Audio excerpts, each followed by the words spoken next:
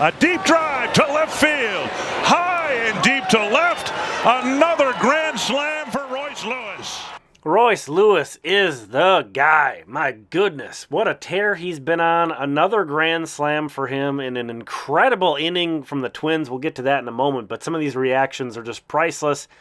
Lucas Giolito about broke his neck spinning around on this one.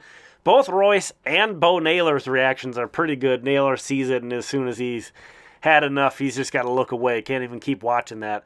But once again, incredible rally to get here. In the second inning, 2 outs. This was a 2-out rally. Jeffers falls behind 0-2 with 2 outs. Look at this is the league after 0-2. A 462 OPS, a 200 OBP after falling behind 0-2. About 15 times more likely to strike out than draw a walk. That's the odds that the Twins are facing here, just with their first batter up with 2 outs, Ryan Jeffers. You can see here, following off some pitches, one he hit a long way. But this was a grinder of an at-bat. This is the kind of things that when the Twins aren't going well, they're not doing well. These are the kind of things that people like Guardians fans say the Twins can't do. They can't tough out at-bats. They can't do fundamental things. They can't be grinders. This was a grind. Ryan Jeffers, a 10-pitch at-bat that he falls behind 0-2 and draws a walk-on to extend this inning. Even if nothing else came of this inning, that was wasting a bunch of Giolito's pitches. But no, this keeps on getting better because Willi Castro is making his return to the Twins. He also falls behind 0-2. So how unlikely is this that they get back-to-back guys falling behind 0-2? He takes a good pitch. He fouls off some pitches. And then kind of in classic Willi Castro fashion, he puts sort of an ugly swing on one to put it in play. Barely gets it past Josh Naylor, who's drawn in for a base hit. You know, Willi probably one of the best Twins at doing this, hitting with 2 strikes, shortening up. Another thing people will say the Twins can't do. And then Julien comes up, and you know he ain't giving Giolito nothing. He ain't giving Giolito nothing. There's a wild pitch that advances the runners as well, so they might as well just walk Julien to the empty first base. So that's how this continues on. So again, this is all with 2 outs. Once again, Jorge Polanco coming up, and you know he's going to take a pitch or two. Falls one off here. He falls behind 0-2. Third guy of this run who falls behind 0-2, and Polanco locks in. He hit a home run in the first inning. That's how the Twins got their first run and took a great at-bat here. Obviously, Giolito was gassed. He was running out of it. He was having a hard time. So, you know, the Twins took advantage of that as well. He walks in a run.